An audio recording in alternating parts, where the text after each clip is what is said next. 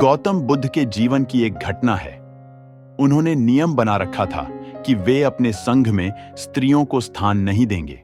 स्त्रियों के लिए भिक्षु होने की दीक्षा उन्होंने वर्जित कर रखी थी। एक समय गौतम बुद्ध एक गांव में ठहरे हुए थे। वहां महाप्रजापति गौतमी उनके पास पहुंची। उन्होंने बुद्ध से कहा, आप स्त्रियों को भी दीक्षा दें। किंतु बुद्ध ने अस्वीकार कर दिया।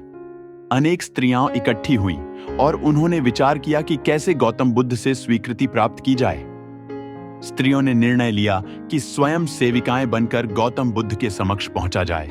गौतमी ने अपने बाल काटे, भिक्षु के वस्त्र पहने और अनेक स्त्रियों के साथ बुद्ध के सामने पहुंच गई। उनकी यह मांग थी कि स्त्रियों को भी दीक्षा दी जाए। बुद्ध ने उनकी बात को स्वीकार नहीं किया। स्त्रियां निराश हुईं। जब बुद्ध के एक शिष्य आनंद ने स्त्रियों को देखा, उनके पांव सूजे हुए थे। उन पर धूल चढ़ी हुई थी। उनकी आंखों से आंसू बह रहे थे। उन्होंने पूछा, क्या बात है? स्त्रियों ने कहा, बुद्ध उनके धर्म और नियम के अनुसार हमें भिक्षु होने की दीक्षा नहीं दे रहे हैं। जब आनंद ने व्यक्तिगत रूप से बुद्ध से निवेदन किया, बुद्ध को उन्होंने याद दिलाया, इस समय यह सामाजिक मान्यता है कि स्त्रियां मोक्ष की अधिकारी नहीं हैं, पुरुषों के मुकाबले निम्न हैं।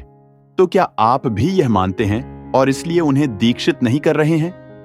बुद्ध का उत्तर था, मुझे गलत न समझा जाए।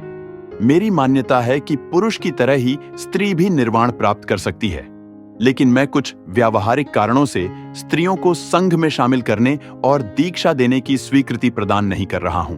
इस पर आनंद ने कहा, मैं प्रसन्न हूं भगवान, वास्तविक कारण जानकर। किंतु क्या भगवान को व्यावहारिक कारणों से उनकी प्रार्थना अस्वीकृत करनी आवश्यक है? क्या इस प्रकार का कार्य धर्म की प्रतिष्ठा नहीं घटाएगा? क्या भगवान ऐसी व्यावहारिक कठिनाइयों से बचने के लिए कुछ नियम नहीं सोच सकते हैं, जिनके कारण भगवान चिंतित हैं?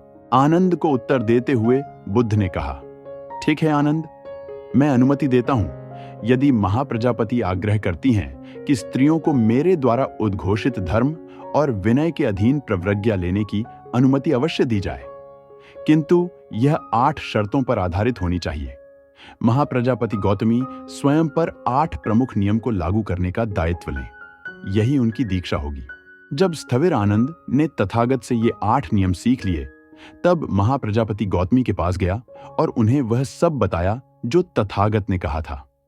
महाप्रजापति बोली, आनंद, मैं इन 8 नियमों को धारण करूंगी। जीवन पर्यंत उल्लंघन न होने देने के लिए वचन देती हूं। आनंद लौटकर बुद्ध के पास आया और उसने तथागत से कहा, भगवान, महाप्रजापति गौतमी ने स्वयं के ऊपर नियमों को लागू कराने का दायित्व ले लिया है, अतः वे उपसंपदा प्राप्त मान ली जाएं। महाप्रजापति ने प्रव्रज्या उपसंपदा ग्रहण की और उनके साथ आई हुई 500 शाक्य स्त्रियों ने भी उसी समय प्रव्रज्या उपसंपदा ग्रहण की। इस प्रकार प्रव्रजित महाप्रजापति शास्ता के सम्मुख आईं और उनका अभिवादन कर एक ओर खड़ी हो गई और तथागत ने उन्हें धर्म और विनय की शिक्षा दी। अन्य 500 भिक्षुनियों को तथागत के शिष्यों में से एक नंदक ने धर्म और विनय की शिक्षा दी।